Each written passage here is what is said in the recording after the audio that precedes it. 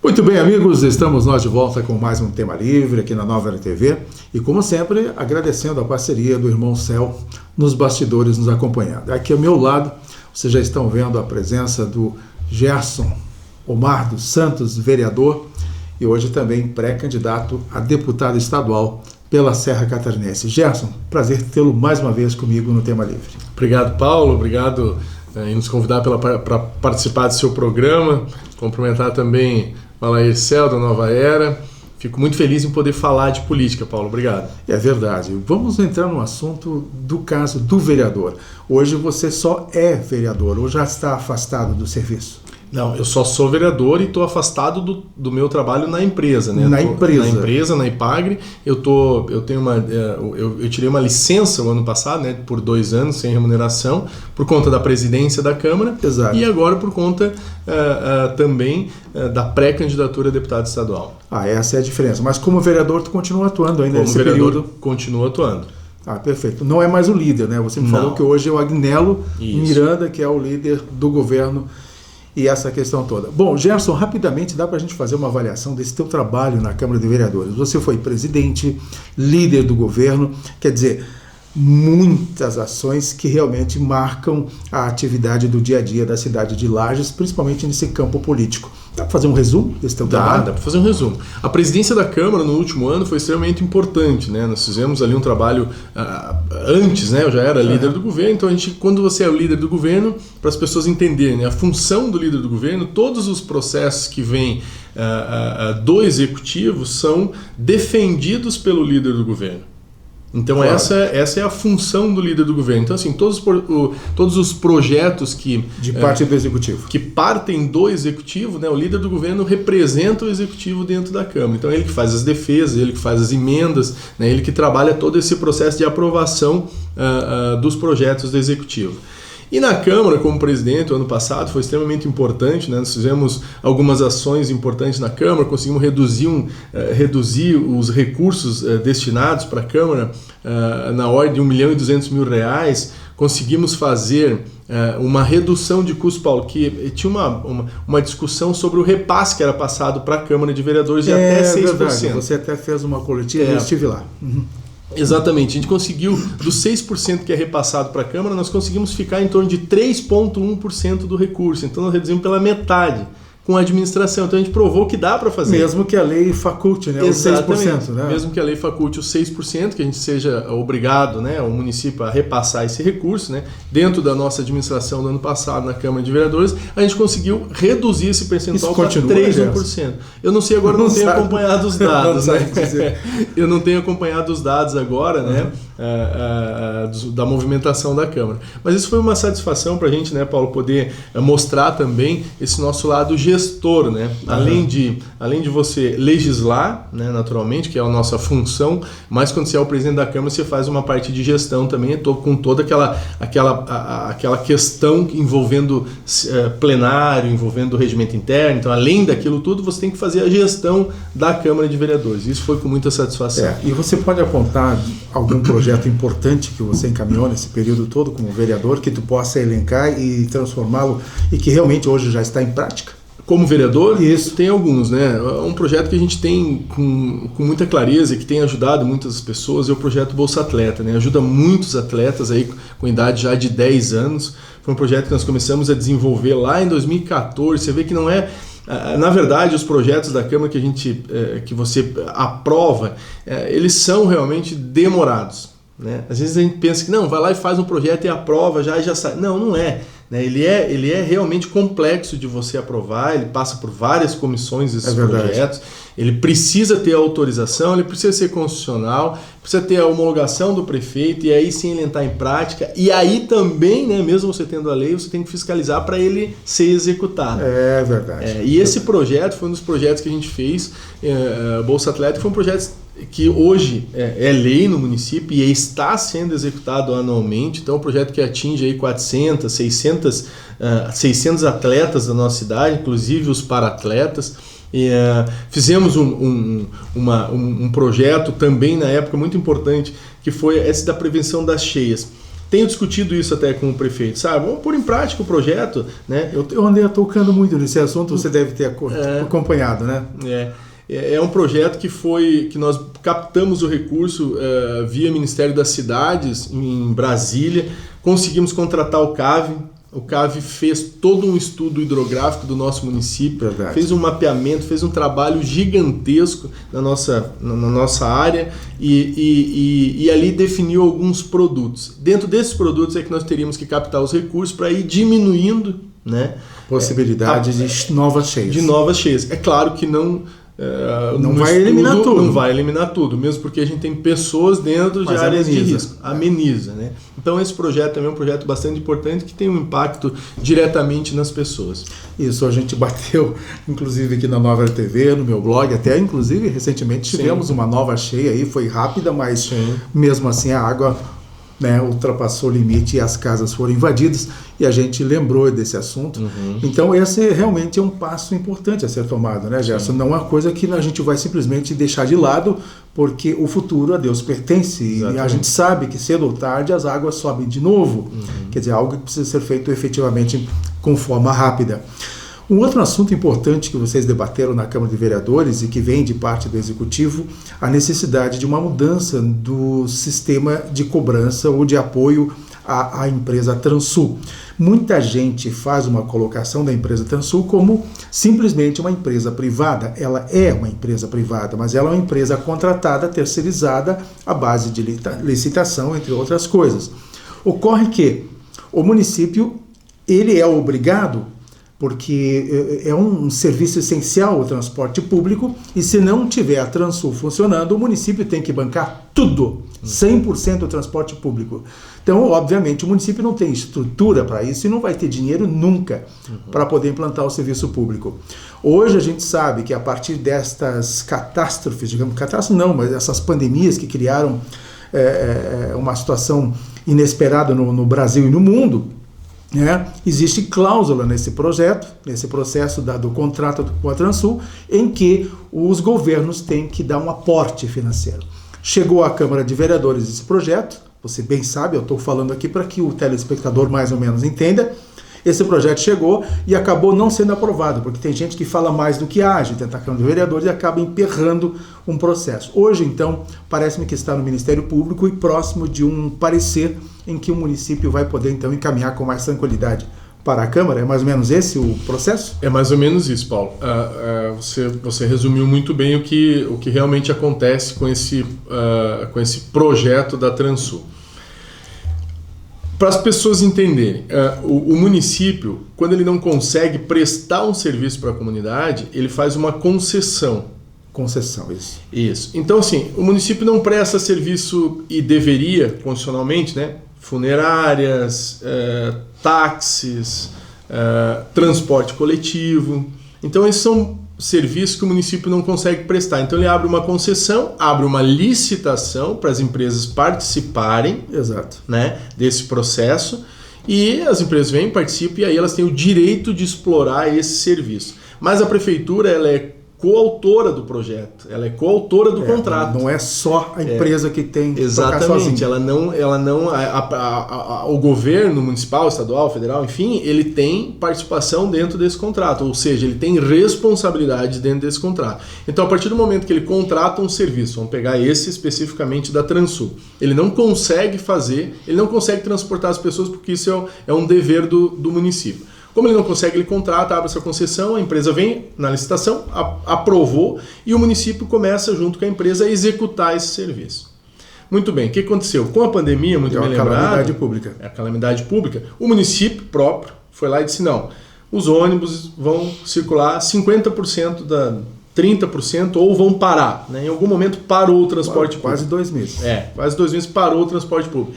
Todo esse prejuízo que a empresa teve foi por conta de uma determinação involuntária do município, do governo, da empresa e do governo. Então o que acontece? O município automaticamente ele participa desta, não só, ele não participa dos lucros, mas se a empresa tiver dívidas e prejuízo por conta disso, aí ele é participativo também. Isso está em contrato. Diante disso, a Prefeitura encaminhou para a Câmara de Vereadores uma parte desse prejuízo para ser pago para a empresa não quebrar, literalmente para a empresa não quebrar, né? Mesmo porque o governo federal mandou. Você vê como é importante. O governo federal mandou, na época da pandemia, depois da pandemia, mandou para todas as cidades do Brasil, acima de 200 mil habitantes, ajuda para o transporte coletivo. Mas Lages não teve. Lages não tem 200 mil habitantes, então, obviamente, esse custo foi para o município. E é legítimo, né? É legítimo acontecer isso.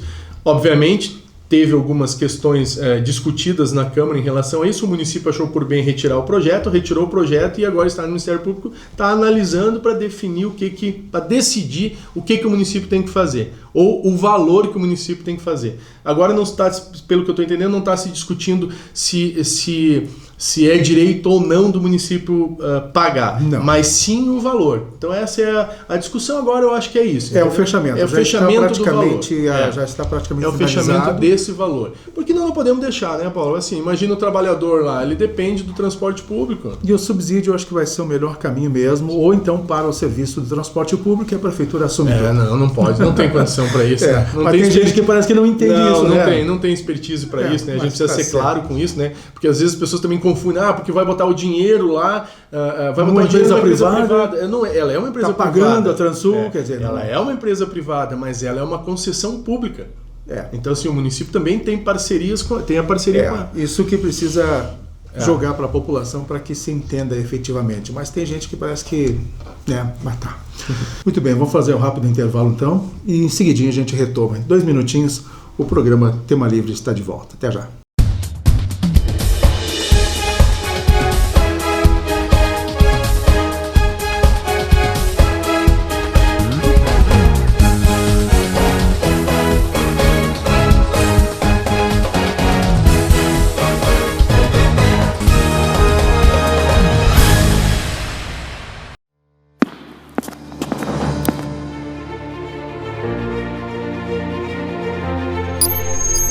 Se você busca segurança, qualidade e agilidade no serviço de transporte, conheça a transportadora Zappellini. Levamos de norte a sul do país a sua carga em caminhões modernos e com profissionais qualificados. Transportadora Zappellini, transportando com qualidade e segurança para as melhores empresas do Brasil.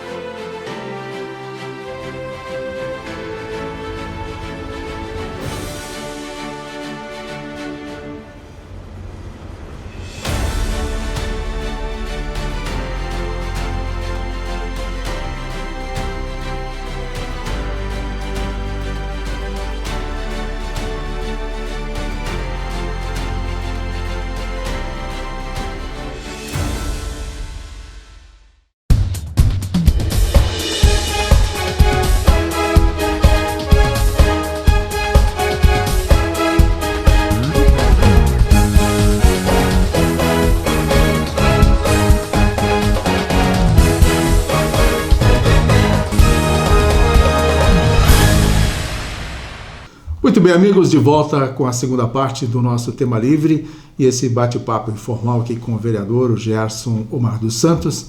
E agora um outro assunto importante que a gente quer abordar com ele, que é a intenção dele chegar à Assembleia Legislativa. É um projeto que o Gerson já tem há muito tempo, pelo menos uns 3, 4 anos, já Gerson, a tua ideia, e até a gente já comentou a respeito disso em uma ocasião, numa entrevista dessas aqui no nosso Tema Livre. E agora, então aí, né? A realidade chegou e você se tornou pré-candidato do PSD a deputado estadual. E o desafio, meu amigo? O desafio é grande, né, Paulo? E o bom é que a gente veio construindo todo esse processo, né? Como tu falou, a gente vem construindo ao longo do tempo, a convite dos próprios líderes do partido, tanto do Raimundo quanto do próprio Seron, dos nossos vereadores e mais a presidência do partido, o PSD aqui em Lages. Na época nos convidaram para participar desse processo, né? Convidaram todos, na verdade, mas eu me dispus a participar também desse processo e hoje, homologado, né, pela lei eleitoral que nós precisamos cumprir todo esse processo, né? Tivemos aí a convenção do partido na semana retrasada e isso foi bastante importante, foi homologado o nome, então estamos na luta, estamos com um desafio, né? E possível, né, Paulo? Porque eu tenho dito para algumas pessoas, os desafios, a gente tem que pensar grandes, sem dúvida nenhuma, isso eu penso, mas eles têm que ser alcançáveis, né? Eles precisam ser alcançáveis. E a candidatura pré-deputado estadual, ela é viável e é alcançável, e isso é muito bom. Quantos votos, no mínimo, precisa atingir para você ter um parâmetro? Então, a legenda ela é um pouco complicada, porque ela depende muito do cálculo de número de votos, né? Mas isso, eu vou fazer a legenda é no estado todo. Isso, eu vou fazer uma leitura aqui que talvez fique claro. Hoje, dentro do PSD, nós temos 5 deputados estaduais hoje. Desses 5 deputados estaduais dentro do PSD, somente um vai à reeleição. 4 não vão. Então nos coloca, Paulo, em nível de igualdade com todos os outros candidatos. Todas as regiões têm os seus. Todas as regiões têm os seus, mas nenhum é deputado. Quando você é deputado e vai para a reeleição, você tem uma certa vantagem, né? Sempre tem uma certa vantagem. Então aí você tem uma vantagem, não, você consegue estar no mesmo nível de mais 4 ou 3 candidatos. Né? A briga é parelha, né? A briga é parelha. A nossa região detém em torno de 220, 230 mil votos. E essa é a diferença para outras regiões. Exatamente. A nossa região, Lages e os 21 municípios, detém em torno de 230, 220, 225, 230 mil votos. É possível fazer, sim, agora voltando para a nossa região, é possível fazer, sim, 3 deputados e 2 federais. É possível. O que precisa para alcançar isso? Aí que tá. Olha só, na eleição passada, para você ter uma ideia, para as pessoas terem uma ideia do volume de votos que não são aproveitáveis, quase 30 mil votos na eleição passada, quase 30 mil pessoas foram na urna, votaram para presidente, para governador, para senador e não votaram para deputado estadual e deputado federal. Aí você já tem um deputado. Deixam de votar, deixam de eleger um. Exatamente. Aí você já tem. Exatamente. Mas isso ainda tem que contar os estrangeiros, né? Então, vou chegar nesse número também. A deputação, esses são os números das pessoas que foram lá votar e não votaram em presidente, governador, senador e não votaram em federal e nem em estadual. E 60 mil votos, 60 mil pessoas votaram em candidatos de fora para estadual. Então somos 2, deu 90 mil votos. Por que eu digo que é viável e a gente consegue? Né? O Fabiano Erbas, se eu não me engano, que saiu candidato na eleição federal, na eleição passada, ele poderia ter sido eleito com esses votos também. O que menos do partido dele, o que foi eleito do partido dele, o federal, foi com 27 mil votos. Tu vê. Então ele poderia, a chance sim, isso, Santa Catarina, ele tivesse feito 30 mil votos, estava eleito. Se ele tivesse feito um pouquinho 3 mil a mais, 4 mil a mais, ali ele estava eleito. Então assim, esses votos saíram daqui de Lages, 60 mil votos saíram de Lages, não foram para candidatos nossos da região, e 30 mil foram lá e não votaram. Então somos 2 a 90 mil votos. Por que eu digo que é possível você fazer mais um federal e mais 2 estaduais? E aí sim a nossa região pode voltar a ter a representatividade que sempre mereceu e merece ter. Né? E merece ter. Né? Por quê? Porque a nossa região hoje é a região mais carente do estado, né, Paulo? A gente sabe disso, né? Mas também como corremos o risco de não fazer nenhum, há também um prognóstico um pouco assustador com relação a isso. Existe a possibilidade de não fazer nenhum. A eleição é 50%, né? A gente sabe, você está lá, você tem 50% de chance, tá o nome, os outros 50% faltam os votos. Existe sim a possibilidade. Mas as probabilidades são muito boas para acontecer isso também. Que bom. Né? A gente precisa acreditar e precisa fazer com que as pessoas, que nem as pessoas acabam me dizendo, Gerson, mas tu tem adversário aqui, tem adversário ali. Não tem adversário nenhum. O meu maior adversário sou eu mesmo e a minha maior dedicação, o meu foco vai ser o quê? Trabalhar essas pessoas que não foram votar e que não, ou que votaram para candidatos fora, para eles votarem na gente, para a gente poder chegar nessas pessoas e eles pelo menos terem a curiosidade de, vou ver quem é o Gerson. Entendi. Né? O Gerson, há uma peculiaridade que fugiu talvez da normalidade nesta última convenção que você participou. A consolidação, a homologação de 2 nomes dentro do mesmo partido. Eu nunca tinha visto isso. Normalmente a gente vai lá, um deles acaba sendo o escolhido, mas dessa vez teve o teu nome e do Osair Coelho, outro vereador que é colega teu. Como é que você analisa essa situação de ter 2 nomes do mesmo partido na mesma cidade? É legítimo, né? Eu acho que cada um, quando a gente está dentro da política, é legítimo você buscar o seu espaço, né? Isso faz parte da política, né? E acredito que, naturalmente, ele tem esse direito de buscar, né? Mas, como eu falei, a gente veio construindo esse processo, né, Paulo? Eu vim construindo esse processo já há 2 anos, né? Trabalhando intensamente no interior, reunindo os nossos vereadores, nossos presidentes de partidos da região inteira da Mures, né? Eu venho trabalhando isso já há bastante tempo, né? Naturalmente, como eu falei, eu acho que é legítimo cada um buscar o seu espaço e aí cada um segue com o que acha que pode... Eu até achei interessante o município não forçar, porque antigamente havia o pessoal fala muito em cabresto, o partido dentro do município acabava impondo, digamos assim, não, você vai, você não vai. Houve assim uma amenização nesse sentido, de vamos deixar solta a coisa, se é para ser assim que seja, né? Eu acho que é legal até, né? Porque assim, quando você tem o direito, nós vivemos numa democracia, né? Você não pode cercear a pessoa e dizer, não, você não vai ser candidato. Mas antes era difícil, né? O partido conversava contigo antes, né? E segura essa peteca aí. Mas enfim, você continua como vereador, atingindo ou não atingindo o objetivo, mas obviamente você quer alcançar essa possibilidade. E aí, Gerson, sendo deputado, você que proposição você tem hoje para apresentar à sociedade? Caso a gente seja eleito, hoje eu sou pré-candidato, né? Caso a gente consiga a eleição, Paulo, diferentemente do que muitas pessoas pensam às vezes, que as emendas são importantes para a nossa região. São importantes. Eu poderia dar um discurso aqui só de emenda, né? Claro. Eu vou pegar a emenda, vou fazer isso, vou fazer aquilo, esquece. Eu acho que a emenda ela é importante, porque a nossa região é carente, nós precisamos sim.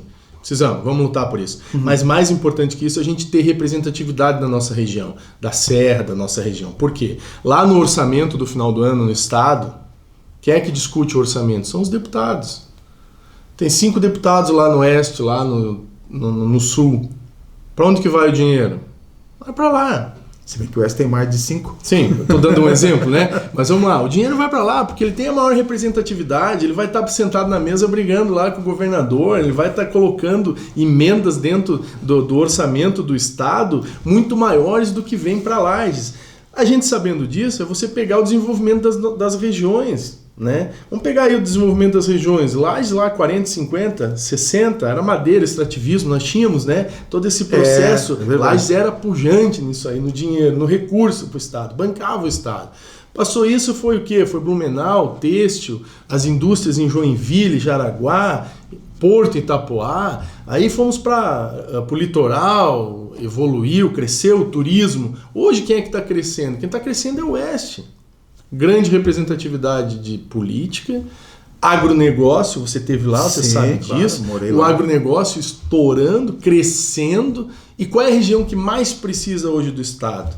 O centro. É nós. Aqui na Serra. É a Serra que mais precisa. O IDH ainda é baixo, nós precisamos ter um braço forte do governo, um braço forte do Senado, que vamos ter com o Raimundo Colombo, com certeza, mas a representatividade aí que eu me refiro, que a representatividade política é extremamente importante nesse sentido.